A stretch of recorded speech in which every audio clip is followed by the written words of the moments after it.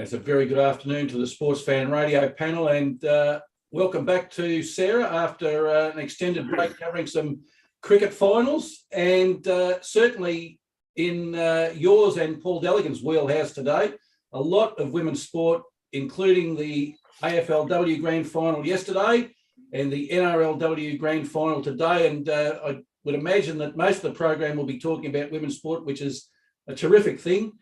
Sarah, I'll come to you first. How did you see yesterday's AFLW Grand Final? I absolutely loved it. It was great to see the Crows were in there. They've won for the third time, so it's amazing that you see that sort of the dynasty already building up in the AFLW competition, but also great seeing Melbourne come in. I think there was a lot of Melbourne faithfuls that were hoping that we'd see a men's premiership and a women's premiership and tie very well in together. It would have been very nice to see as well, but it was, just a great contest all across. Some amazing moments. Aaron Phillips kicking her 50th goal. The Crows had someone new to the ruck who also kicked a goal within the first 10 minutes. And for a lot of the time, it was a really tight contest. Okay. I have a beef, so I'll start off with my beef. There was plenty to love about the AFLW Grand Final. Let's not take it away from both teams. I have a beef with the start time. And my question is, why wasn't it 2 o'clock or why wasn't it 7:10 p.m? Because this is a showpiece event for the AFLW and the AFLW. It's 12 o'clock start doesn't make any sense to me. Yeah, I wasn't 100% sure on that either, if I'm completely honest. I know that they'd moved around a few of the men's games and tried to make it accommodating so that they would have their own standalone slot in the time, which is incredibly beneficial to the game in terms of getting people to actually watch it. But the 12 o'clock slot was a weird one to assign to what is the biggest game of the AFLW season. And you make a good point, Sarah, and I'll focus in on one of the words you used in that response, accommodating. And I'll go to you, Judge. Why should the AFLW Grand Final accommodate to anybody else? I shouldn't, Professor.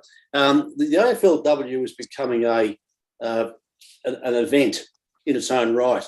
And I want to tell you, and I want to talk to Sarah a bit more about this later on, but I'm absolutely getting sick of this concept. And I think one of the problems is AFLW is under the auspices / thumb of the AFL, and it's just pushed around like a piece on a chessboard when it suits them. And they are the pawn on the chessboard. Everybody else are the kings, queens, and the castles, to take that analogy further. But to the AFL, it still is a second-rate event. And I actually think it always will be. I'm really concerned about this. I don't know how many times we've said it, Sarah, but it's becoming a matter of years now where AFLW always gets shunted around to suit the boys' game. And look, I've got no skin in the game, but if I had skin in the game, I'd be getting sick of it. It's total disrespect, in my opinion. I've just got to say, Gil McLaughlin was waxing lyrical that it was or is the pinnacle of women's sport in the country, if you don't mind. Thank you. It absolutely is, Paul, and it's getting a massive following. Let me say, Sarah, I still don't like the standard, but that's going to happen. That'll take its time. But what has happened, and we knew this was always going to happen. It was going to develop its own fan base, and that's what's happened. The players couldn't be trying harder. The supporters couldn't be loving it anymore. It's become a whole new and different product, and the AFL doesn't get it. And I've got to say, Sarah, I'll say it later on, I think the women should separate from the AFL. John, just on that, the AFL said they were going to clear everything to make this a spectacle so everyone can watch it and it could be standalone. Now, as the professor has said, that naturally means that you make it a standalone game at 2 o'clock on a Saturday afternoon and do not compete with any games. What they did, having it at 12 o'clock, of course, they then go into a Sydney North Melbourne game, in a in a condition, in a state that rain has been pouring down. So why couldn't the Sydney North Melbourne game mean at 12 o'clock? And it's like common sense would tell you do that. And then all of a sudden the women's have 2 o'clock till 5 o'clock on a Saturday afternoon for their premier event. Well, Gelding, stop talking logic and sense, please. Yeah, and that's why I'm agreeing with John's point. And that is the AFL being so disrespectful to this women's league, which we've discussed many times on this show. All right. Well, look, I want to come back to that a little bit later on, but I don't want to be accused of not focusing in on the actual game itself. Now, the scoreline for a grand final, pretty low, but it was exciting. 4 goals 5 to 2 goals 6. It got to within 7 points in the last quarter. From your view of the game, Sarah, did you ever think that Melbourne was going to get in front? Because as far as it looked to me, Adelaide just seemed to have them covered, even though there was only 7 points in it at one stage. Yeah, it was interesting. Towards the end of the third quarter, I did think there was a chance Melbourne could have a bit of a comeback and actually get back on top of the Crows. But throughout the entire thing, it just seemed like Adelaide was a lot speedier. They just couldn't convert their actions into scores for the entire game. So I feel like if there had been that bit more of a scoring contest, which is another one of the biggest criticisms, I guess, of the AFLW, but something that will come with the talent pool deepening, as we mentioned before, just being able to see, I guess, a high scoring game. But we know that if we sat down and watched it, it was very highly contested. It was just the score didn't reflect the effort that goes into it. And I talk about that a lot in like local women's footy on any level. The game, and when you sit there and watch it, is so much more entertaining than when you check the score and you go, oh, we've only scored 2 to 3 goals or something like that. The contest itself, it was keeping people on the edge of their seats for a minute.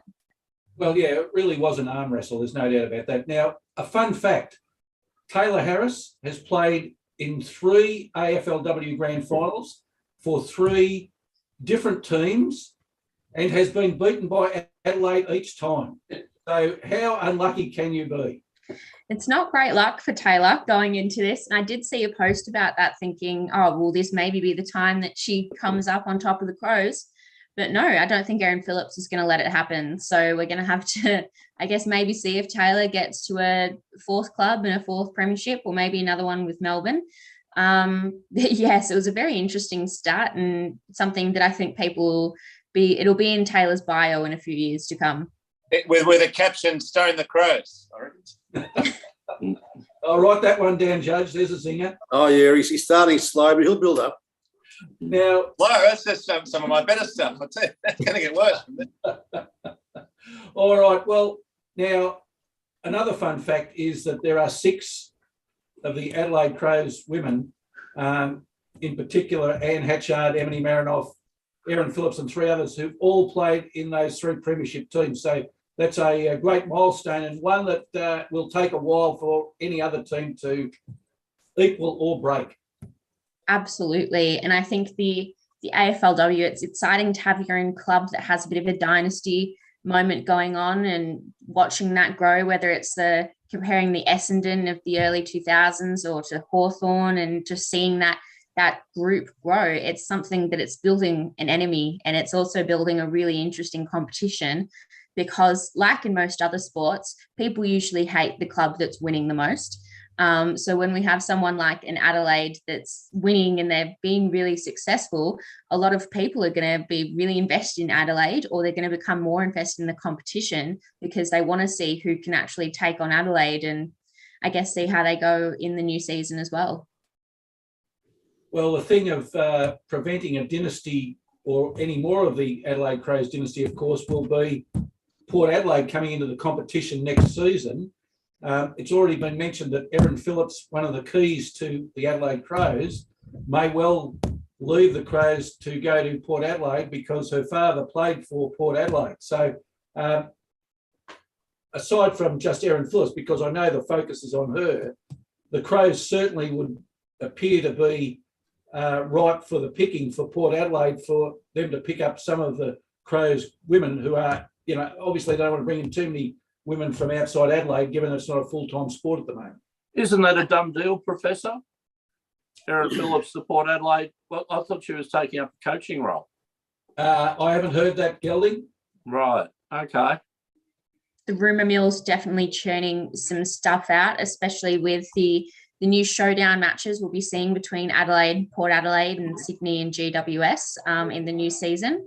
But it's going to be interesting, again, one of my favourite words, interesting, to see what Erin Phillips does, because not only has she got her dad, who is a life member and Hall of Famer and just an amazing footballer, her brother-in-law, Sean Burgoyne, is now working over there as well. There's some family connections going on.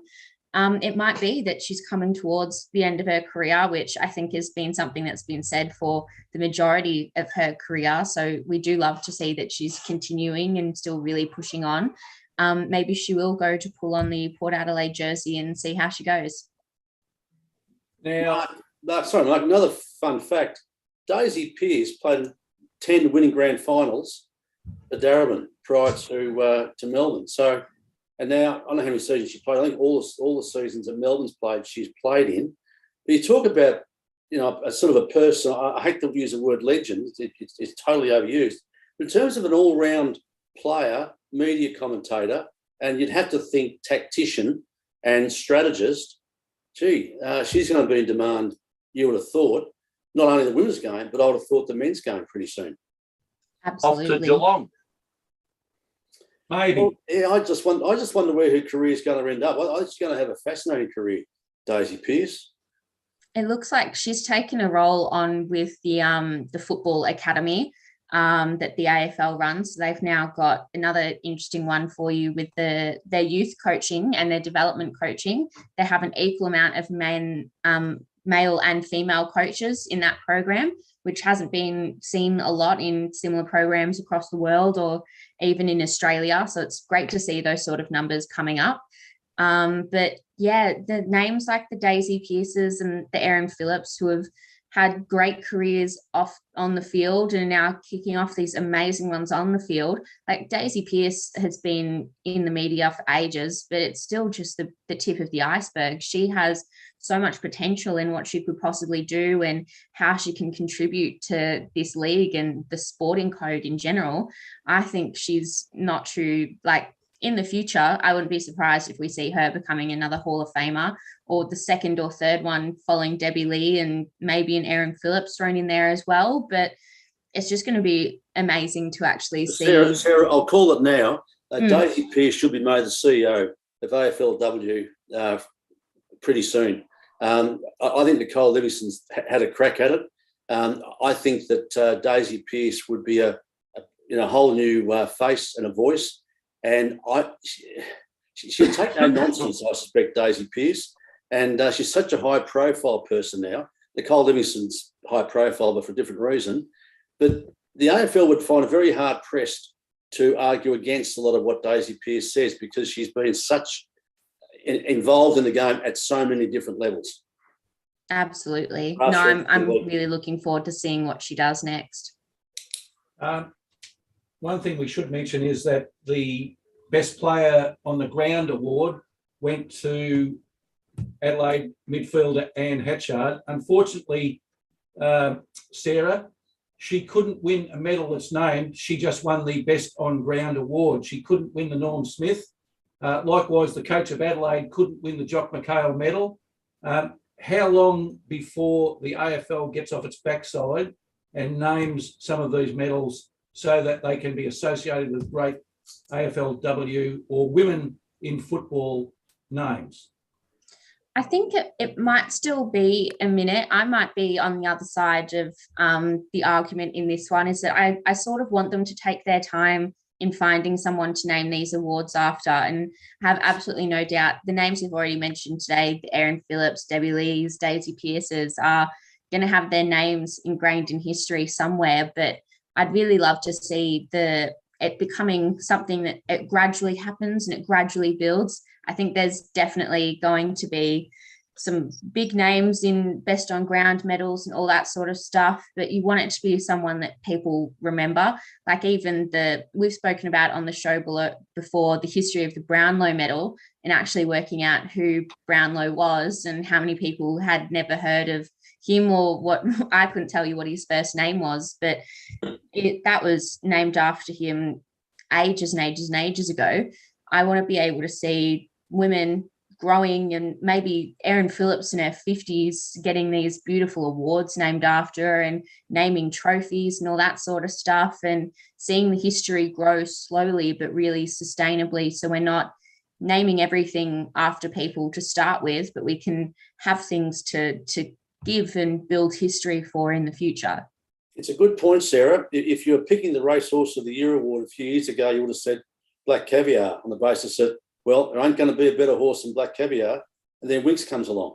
There'll always be somebody better. The thing about what I say, Debbie Lee, is that historically her contribution will never be beaten because she was there right at the grassroots in the bad old days and saw it through to the good old days, and that just won't happen again. Yeah, absolutely. Another question for you, Sarah. We talked about Daisy Pearce and whether she might go on playing next season. Another person in that category is Karen Paxman. She's now 33. Admittedly, I thought she was the best player for Melbourne yesterday, but if Melbourne lose Pearce and Paxman, they'll have to do a fair bit of homework to try and cover the gaps that those two players will leave. Absolutely. And we've spoken about Paxman, our favourite haircut in the AFLW before. But it is looking a bit towards that. And people have said the similar things about Erin Phillips and Chelsea Randall of the Crows as well. But I don't know what the team's going to look like in the future. There's so many possible changes. And a thing that you see a lot in the AFLW, but not necessarily in the men's, is there's still a big skill gap in between several players. So players who might be a bit more on the mature side, but can outskill anyone 10, 20 years younger than them, you want to keep them in, and you just want to make sure that their body's in top shape and ready to contribute. I think that some of these players are quite happy to stay there for as long as they can positively contribute to the club. And if they're still at the top of their game and really performing, and as you said, Paxman was an absolute asset to the club yesterday during the game. If she can continue to be an asset, I don't see why she would want to step away from the club, but also she may have other stuff going on. We know that these athletes aren't full-time athletes, so there might be some outside factors that would contribute to her retirement. I hate to say this, but not if, but when Cameron Smith wins the Masters tomorrow morning, that might be the finest sporting mullet in Australia. He might take over from Karen with her fine efforts on the hair department. All right. One final discussion point for yesterday's AFLW Grand Final, and that is the crowd. Adelaide played Carlton in a Grand Final at the Adelaide Oval. So let's look at like for like. That was 3 years ago. 53,000 was the crowd. Yesterday's crowd, 16,712. Now, the 53,000 is the outlier because in the 2018 Grand Final between Western Bulldogs and Brisbane at Icon Park, there was 7,000. There was a 7,000 crowd, and Brisbane and Adelaide was 15,610. So I guess the question to you, Sarah, two things. One, why wasn't the crowd bigger? Two, did the 12 o'clock start have anything to do with that? I'm not 100% sure. It's hard to speak on the crowd numbers, especially in Adelaide. I can't be sure of the atmosphere around the game in the city there. Maybe there just wasn't enough momentum going into it either. But I know when we see big matches like that, especially the Carlton Adelaide one, I remember I was in Melbourne and seeing all these amazing ads trying to encourage people to come to Adelaide, and how amazing is it going to be playing at Adelaide Oval, and all these really great sort of motivators to get people down to the game. I didn't see as much of that this year, though. There wasn't as much it was watch the grand final, but that was pretty much all that was pitched to me as a Melburnian. I'm not sure what they might have gotten in Adelaide, but maybe it's just a bit of lackluster. Maybe it's just the clubs involved. There might be a lot of Carlton supporters hanging out in Adelaide, but maybe not as many Melbourne supporters. But it's disappointing to see the numbers. Hopefully they'll grow. They'll definitely grow. We just have to, I guess, wait and see. Well, the interesting. Sorry, Professor, maybe for Sarah, did it lose its momentum there with the COVID kind of scares and the finals, with Collingwood having to miss a couple of weeks, and the delay in the finals and all that, rather than move in the way it had momentum going, it just seemed to stop there for a couple of weeks. Absolutely. The big thing comparing the AFL and AFLW as well, the AFL has had momentum for 200 years and has been building and building and building to become what it is now, where it disappeared for a little bit, but people were thinking about it the entire time and wanted it to come back. Everyone wanted to watch footy again. But with the AFLW, it's still relatively new and they were still really pushing and capitalizing on that momentum that they had.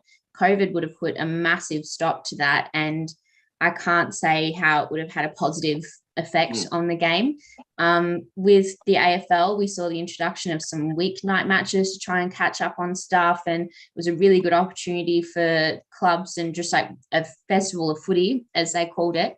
But with the AFLW, it seems that a lot of the fans that they've built and the growth of the competition, it kind of came to a standstill, and it's gone a little bit downhill with COVID since losing that momentum. The only thing I could say is that I hope that they get back onto that train and I guess push themselves towards a bit more numbers in the future with no COVID breaks, knock on wood. Yeah, that's a great point, Gelding, and one that I hadn't turned my mind to, that there was that, if you like to call it a hiatus, where it just had to disappear for over a week. And therefore, yes, that could be a momentum sapper. One thing I will say, though, I went back and looked at the reports from last week. So let's go back to a week before yesterday's grand final. The prediction was that there'd be a full house in Adelaide. So somewhere along the line, 37,000 people disappeared because obviously to make the statement that, oh, yeah, it'll be a full house, something went wrong in the last 7 days. Now, that's something for the AFL to look at. But look, it's still a great crowd. I'm not taking anything away from that. I was just a bit disappointed at the level of it was compared to how Adelaide's crowd was last time they were in a grand final. But I take Gelding's point. Yes, a bit of a momentum shift, and maybe people who are trying to plan things ahead at the last minute couldn't do it. So, yeah, that's one of those things, certainly for the AFL to look at. But all in all, a great AFLW season, and can't wait for the next one, whether that be in August, who knows when. Very well said, Professor. All right. Paul, NRL Grand Final today between the Dragons and the Roosters. I've got a question for you, but first of all, how did you go with your 6-1 predicting the final rankings? Because this is where we get the chance to put your selections under scrutiny, and I know you love it. No, we're not want to get it wrong. I think I didn't have the Dragons making the four, did I, Professor? And they're now favourites to win it all. But if you could ask me that, but let me say this.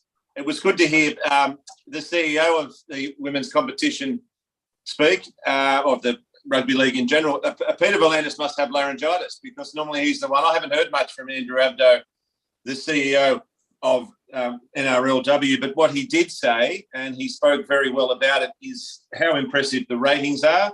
It's often outrating the AFL women's, even though there's only 6 teams in the comp. What I'm most impressed about, and if we put GWS and Gold Coast Suns up as exhibits A and B, they're not just rushing in to create teams for the sake of it. They are taking a careful approach to expansion. There's 6 teams this year. There'll be 8 next year. There'll be 10 the year after. And the standard of the game is improving to the point where the final margin has dropped 30% this year. I think it's much more than half of the games are within 6 points. So it is a real spectacle this year, and it's just been an amazing season. There's been some superstars. I did tip Jess Sturgis to score the Dalian medal. She missed out, but I want Gelding to get his punting pen out.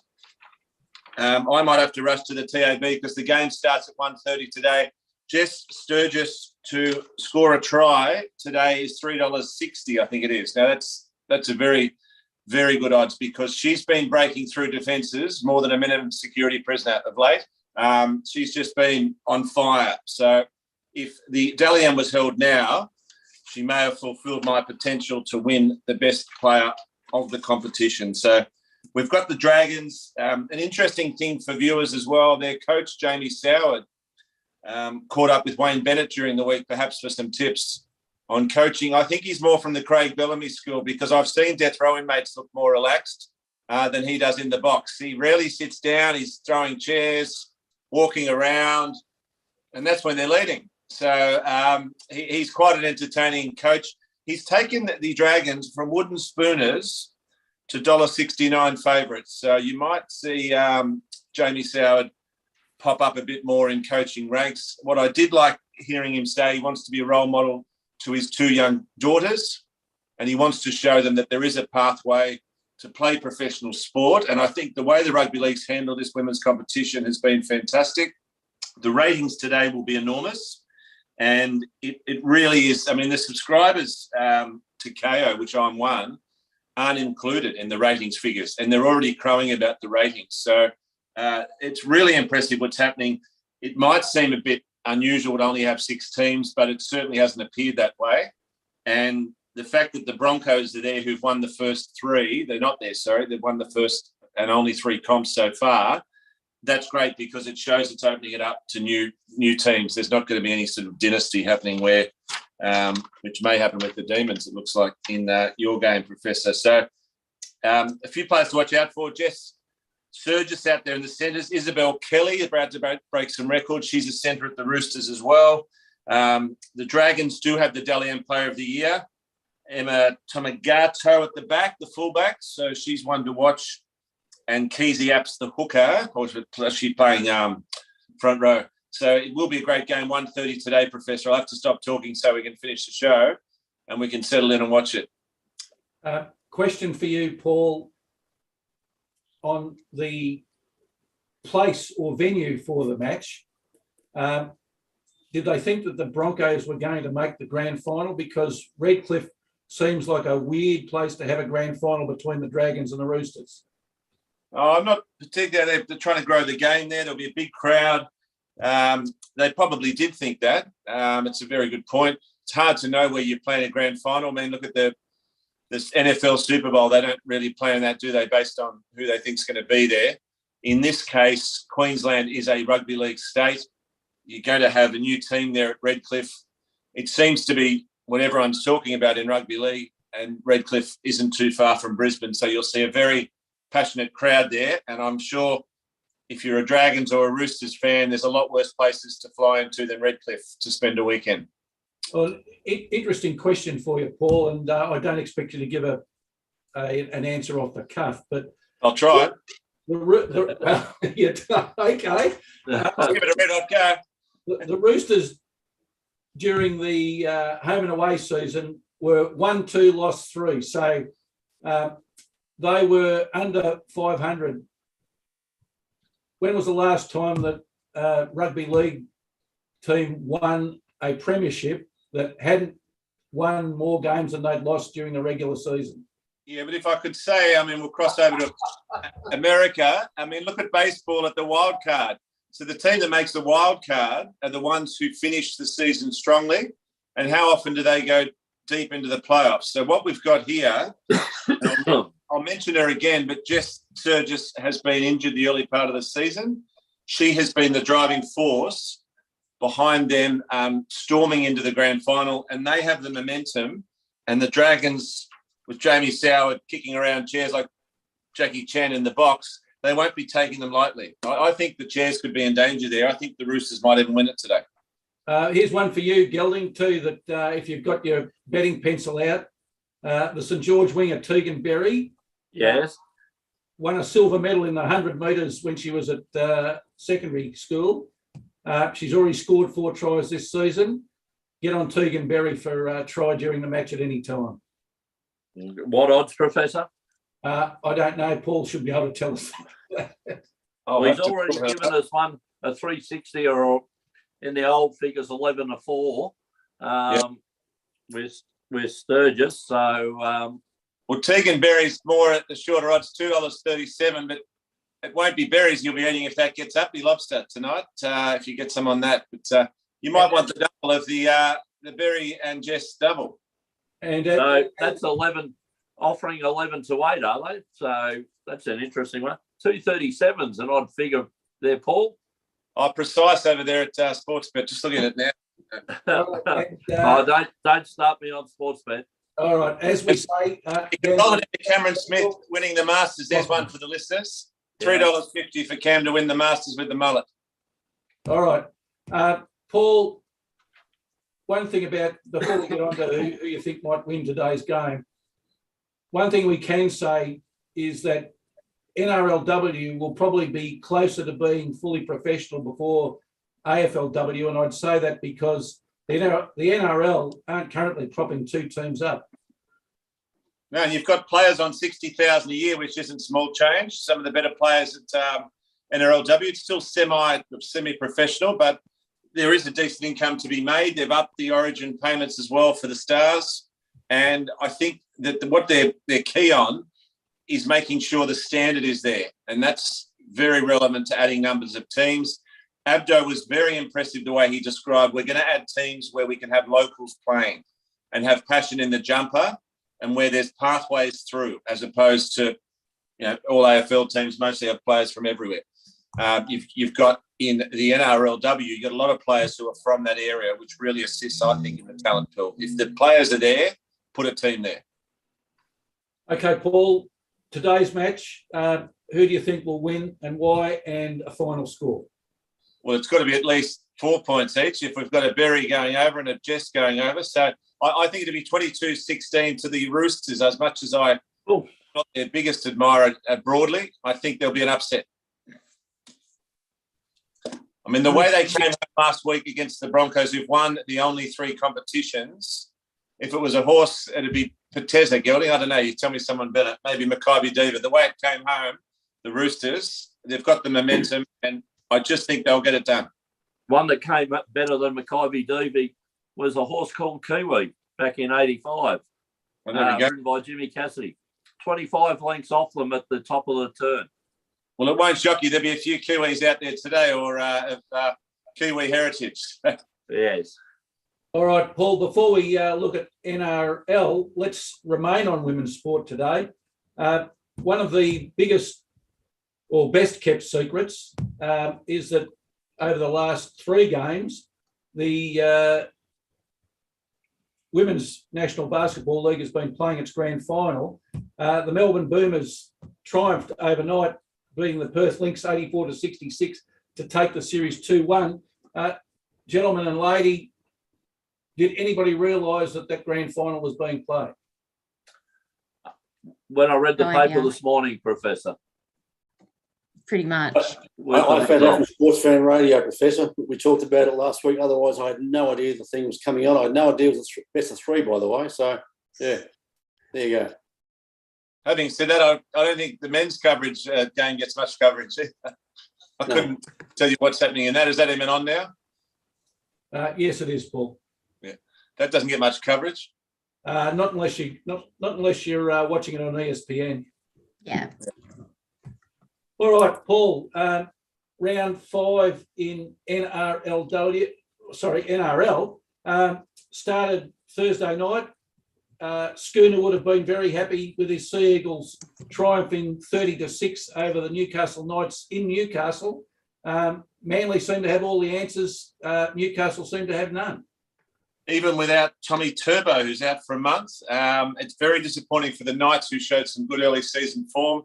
I had, and the key word is had, Kalen Ponga in my Supercoach team. They were supposed to be a one-man team. He didn't do much at all again. So out he goes. The interesting thing for Storm fans is Wayne Bennett has $1.2 million a year to spend, and it's going to come down to two players, Kalen Ponga, who's a great asset off the field. He's very polished. He'd be a great ambassador for the club, or Cameron Munster, who perhaps hasn't been as much of a great ambassador, particularly in the last off-season. But I think on talent and skill, Cameron Munster might be the one instead of Ponga that Wayne Bennett's got his eagle eyes on to poach from the Storm. The Storm have surprisingly offered Cameron Munster a $400,000 pay cut to stay. And forgive me the crassness, but my Scottish heritage, it says you cannot polish a turd. There's not really much you can say about that when you're offering someone else like Jerome Hughes, Harry Grant and Pappenhausen monster pay rises, and then you're saying to Munster, you're taking a big haircut to stay. I don't think that he's going to stay, and neither should he, because careers are short and it's a tough game.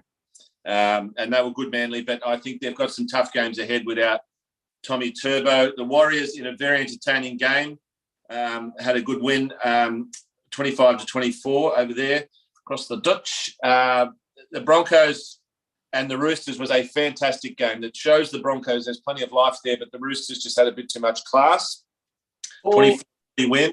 That was a really good game to watch. Paul, can I just say that as a spectacle, those two Friday night matches were a terrific injection for NRL and people who want to watch some exciting sport on TV on a Friday night.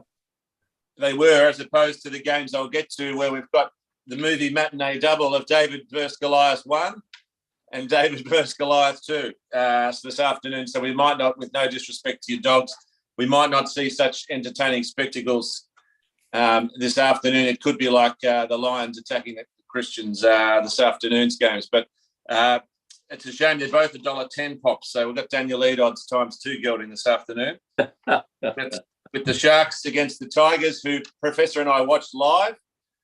And, yeah, moving on. I enjoyed your company, Professor, but that was about it.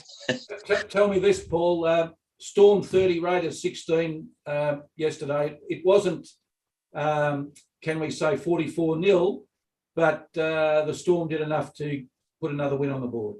They did, and Cameron Munster, the man who's just been offered a massive pay cut, was easily the best on ground. So Craig Bellamy he's not short of confidence, but he's got a bit of cheek asking that, Cameron, can you hurry up and make up your mind about whether you're staying or not after being offered a bitter pill to swallow. So Munster showed how good he is. Without him, the Raiders might have won that match.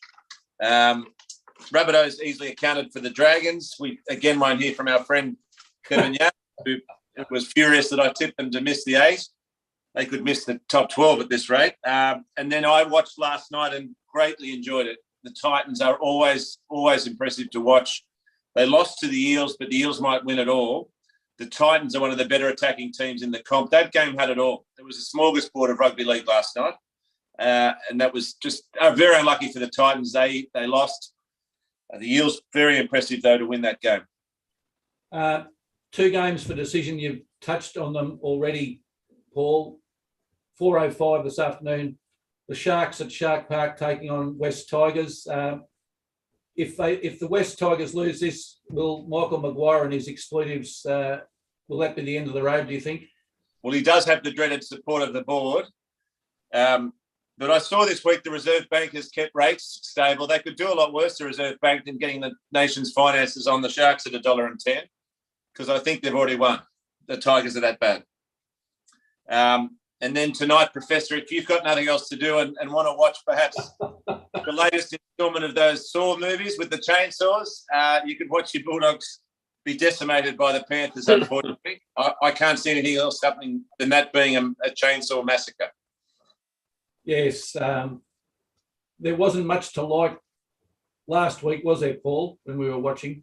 No, well, they've dropped the halfback because he was pretty useless. And they've put in Kyle Flanagan, son of Shane Flanagan, the former Sharks coach. I texted my dog's mate earlier, is he any good, Flanagan? And I certainly, it's not fit for air. It may be in a Rodney Rood show. If we did an R-rated version, I could tell you what my mate's response was about your halfback today, Kyle Flanagan. But I'll just say it wasn't complimentary. What do you think the final scores on those two games will be, Paul? If you did the combination of the two scores, you get hundreds. I think that the Sharks could win 40-4. They're that bad, the Tigers, really are. And the Panthers could do a number on your Dogs as well. Maybe 30-10, perhaps, if you can get some of the talent from that crowded bus over the line. I did hear your Dogs are in the market for Cameron Munster, Professor. So that would certainly, if you'd have Munster and Matt Burton together, that would be a useful seven. Until you get a halfback to complement Matt Burton, he's been about as useful as me as a librarian this year. So not great at all. One last thing on NRL before we move on to something else, Paul. How good was Ryan Pappenhausen last Sunday? Well, there's another mullet in the Australian sporting landscape who's just on fire. He was dumped by the Tigers for being too small. They said he'd never make it. Now, he certainly made it look pretty easy against the Dogs. He's freakishly talented, and there's a good segment on Fox Sports at the moment where it talks about it's not just his flashiness, it's the fact that he takes the hard runs into 110, 120 kilogram men and gets hit very hard. He's always there in defence. It's all those things he doesn't get the credit for. And he's got a very, if you see him interviewed afterwards, it's good to get the win. I always love that one, as opposed to getting the loss. He's very sharp in interviews. So he is a very, very intelligent, talented footballer who is a credit to the Storm, and they'd be very happy they've snapped him up long term. I take it they didn't offer him the same haircut. Well, there's some are suggesting that perhaps they should have all offered to take less to keep Munster. Now, that happened at Manly a few years ago and it tore the team apart because some players said, F that, I'm in a tough game for who knows how many years, I'll get all the dollars I can. So I don't think that's fair on players to say you should be, or you should even intimate you take less so we can keep Munster here. I don't think that's really fair. I think you do have to look after yourself and your family, or even if without a family, just your own. And you've seen what Pappenhausen's gone through with all the concussions. Who knows how long he'll play for. He's a superstar while he is playing. Okay, Paul, thanks for that very comprehensive wrap-up of NRLW and NRL. Now, Judge, you were making a point earlier on that you had something to say about AFLW and Netball. Might go to you about that now. Yeah, through to Sarah, Professor. I've thought about this for some time. You know, I've always thought that the most compatible partner for AFLW was actually netball. They're the two most popular women's sports in Australia, and I like the way netball runs the competition. And I think women like and appreciate the players and the way they go about it, and the fact that they are superb athletes. And I'm coming to the view that a lot of women who are attracted to AFLW are actually multi-sport people. They actually like playing a number of sports. Now, I've changed my mind about the AFLW season. I no longer think it should go side by side with the AFL season, which is 22 games. Bearing in mind the AFLW was not played during winter. They haven't played the 22 rounds during winter. They haven't had the 22 weeks of hard slog in the mud at training. And I'm just wondering whether in the future the women may actually want to have a combination, for instance, of playing netball and Australian rules football. And I'm wondering whether the best season for the women would in fact be, say, a 10-week season followed by netball or any other sports that they want to get involved in. There's a whole lot of sports opening up for women. A season doesn't have to be 22 rounds. Baseball is 162. NFL is 17. So I don't necessarily think it has to be that long a season. And I'm just concerned that if it is a 22 season in the middle of winter, that you might see a lot of players dropping off. I've spoken to country football representatives this week, suburban football representatives this week. They're worried about the AFLW being a full season. They, of course, have netball teams aligned with their football competition, so that can work beautifully. But in trying to find a home for women's football, I'm starting to come around to the thought, Sarah, that possibly a 10-week season like we have now, but maybe a break into the AFL into a few weeks might in fact be the ideal situation. And they in fact partner with netball and not AFL, because as I said earlier, I think the AFL is just horribly dismissive of the women's game.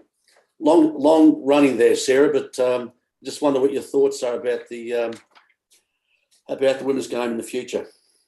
Oh, it's definitely an interesting conversation to have, and it's not even just something that applies to women that play Australian rules. It happens all across. There's a North Melbourne player who is also playing in the Women's Big Bash League. There's like the first one that comes to mind, Shani Layton, was rucking for Collingwood, but was also previously a diamond for the Australian netball team. It's the cross-code element of it is ridiculous in terms of just some of the star-studded players that come across. Chloe Dalton is a gold medal Olympic. She's an Olympian. She's got a gold medal with rugby sevens, but is also playing for GWS. It's an interesting new element to the sport, and it's also just how getting those sort of cross-code athletes into AFL was how the AFLW got started. The amount of rucks that in the first yard that were actually from the Australian volleyball side, or girls that are really good at basketball like Monique Conti, but suddenly are extremely talented midfielders. AFL is a really versatile sport in the fact that you could pick apart every single element of it and say, oh, this is a little bit basketball, this is actually a little bit volleyball, this element here, it's a little bit sort of rugby in terms of how they do this. And it allows for girls and all athletes, just no regard for gender, it's just sort of how to crack at it all. It's going to be an interesting one for the next 20, 30, 40 years. If and when women have the ability to become full-time professional athletes, there would probably be the condition that they'd have to choose one in terms of which one they would dedicate their time to, especially depending on how much money they were actually being paid. I know that outside of sport, if you're paying someone a full-time wage to prepare and be ready for that sport, you'd want them to dedicate themselves to it.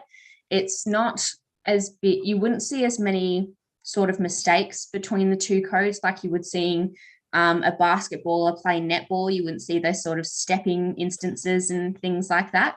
But definitely something to really keep an eye on in the future, because it's already interfered with some people's athletic careers. Thanks, Sarah. Professor, but my concern is that if it goes to a 22-week season, it's a lose-lose in the sense that I think women will actually drop off. I think the season's too long, and they've tied themselves into a league that doesn't really care about them. Well, thirdly, I think they're going to exclude themselves from really playing at a professional or semi-professional level other sports, as you were just referring to, Sarah. So the women will vote with their feet. I just think hanging around with the AFL, being pushed around by the AFL, is long-term going to be extremely detrimental to the way women play the game. Judge, I think your point about the 22-week season is right on the money. I just want to look at that part just for the sake of this discussion at the moment. At best, I think we can call the AFLW a semi-professional league. Very few of the players earn enough money not to be engaged in work elsewhere. Yep. Now, the shortness of the season at the moment allows, or in fact, for want of a better word, hides that problem that they're only semi-professional and they've got to work as well. The longer the season becomes, the more hardship that those people have to go through. So, yes, I know it's once you start making that point, I then have to reconsider, because I'd be saying, oh, look, why can't it be 22 weeks? Well, I don't think it can be 22 weeks until it's a fully professional outfit. And then, yes, because women no doubt have the ability to do that. I think, given how many other calls there are on the players' time with worrying about work, study, whatever, while it's a semi-professional game, I think the shorter the season, the better. Now, when I say short, it's got to be a viable season. So perhaps 10, maybe 12 games is in the plus finals, is in the target area at the moment. But your other point about getting away from the AFL, yes, there are. I don't think that the AFLW can break out by themselves. There's not enough money around to ensure that would be a viable thing. But if they attach their wagon to something like netball, well, maybe there is. Professor, bearing in mind that Australia is almost unique in world sport, most Australian people of between 20 and 25, 26 play sport, organised sport in the afternoon. That's men and women. In America, for instance, take that as an example, you've got the professionals, you've got the college, and that's it. But the average 22-year-old in America doesn't, sign up to a local gridiron team and go out on Saturday afternoon and get belted around the paddock and gridiron. It just doesn't happen. But it's a very common thing in Australia for young people to play organised sport. So, yes, we always focus on the elite, but there is a massive grassroots sport in Australia, and women are embracing that, and they're playing a lot of different sports. And I think, as I say, if they tie themselves to a 22-week season, that's pretty much it. And I just don't think women will enjoy it because they're used to playing different sports with their mates and having a good time. Sarah, what are your views? It's something hard to really comment on. I, at a community level, play football and netball, and it does have a massive toll on someone's body, especially if you've got the two on the same day. I don't know what will be going through the heads of some of these athletes as well. Some of them might want to do both, or some of them might actually just want to go where there's more money. Some of them might just have more passion for one than the other. And there's going to be some very interesting, I guess, cross-code news come soon. As an example, everyone's waiting for where Ash Barty's going to sign up to next. And even though that might just be the one sport, I'm not sure how the football and netball seasons would go hand in hand, as I know Netball Australia and Netball Victoria have been doing very well running themselves so far. It'll be interesting to see how the AFLW goes long term. I hope there's some good and long sustainability to be seen there. But I think Netball Australia and the AFLW would want to stay as separate and sort of do their own thing, I guess. All right. Thanks for bringing that up, Judge. Gelding, we might come to you. Your tips for today's races. Yes, Professor. Big week in racing. Yesterday, of course, with the Queen Elizabeth $4 million race, but probably not a fair go on that track. Professor, I didn't stay up all night to watch the Grand National in Aintree last night, so I'll do some homework for you on that. But it was won by an amateur jockey who immediately announced his retirement after going over the 33 jumps. It's a fantastic event, and if anyone ever gets a chance to watch it, please do it. But also the Easter sales in Sydney, Professor. Over 20 horses were sold for $1 million or more. 4 of them were sold for $2 million or more, with the top price going to for $3 million, which was a Susar colt. So a Susar colt, which we've had one, and a Schnitzel response colt went for $2 million. So we better put our money away, Professor, for our next horse, because they're obviously getting dearer and dearer and dearer. We might have to raid the banks of the Judge and the Giraffe to help us out there. I'm just thinking, Gelding, why have we never started a Sportzfan radio syndicate? Well, that may be something we can have a look at, because I'm sure there's some pockets, there's some big pockets on this show, Professor. Can I pay on credit card? But for today, Professor, let's try and get some money. Terrain Cup. In the Terrain Cup, race 7, we like number 8, Angel Rock. Harry Coffey on board for Tom Dabinick. But earlier in the day, we might go race 2, number 9. Pencil for Peter and Paul Snowden and Mertens. And then also race 6, number 11, Strip Back. Also races at Echuca, Professor. Today, there's one in the second there for the Giraffe.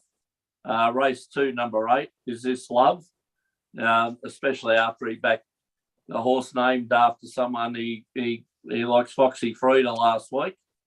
And then we'll go race 6, number 2, Waylaid. Thanks, Professor. Nice points there, Gelding. All right, and we might finally finish on the Grand Prix at Albert Park. They're going around today, the first one since COVID hit us 2 years ago. Daniel Ricciardo's odds, Gelding. No, you can get whatever you want, Professor. You can get $46 for him to win, so I don't think that they don't think he's going to win. No, and if you want to back him, you'll be left with a piece of paper, Professor, and it won't be notes. Same odds as me of a starring in Swan Lake, I reckon. Yeah. We would suggest somewhere else investment, Professor. You may as well be driving a Camry. Well, the interesting thing to note is that between 1st and 7th on the grid, separated by the total margin of 1.16 seconds. So I tell you what, there's not, and by the way, Daniel Ricciardo's 7th on the grid, so it's probably the highest start he's had for a while, but trying to make up one building, that's almost impossible with those cars. Yeah, Professor, they all go fast, but it's pretty hard to get past them, and I think we shouldn't be looking too much further than a Ferrari or a Red Bull. No, even Lewis Hamilton with his Mercedes might struggle today. Yes. I think they're a bit behind the pace of the Ferraris and Red Bull, Professor. All right, ladies and gentlemen, thank you very much for today. And I think we've proved one thing, that we can talk interesting sport for over an hour, and the great majority of that was women's sport. So I don't think too many other sports shows do that, but certainly it's a priority as far as we're concerned, and it's something that we will continue to do. So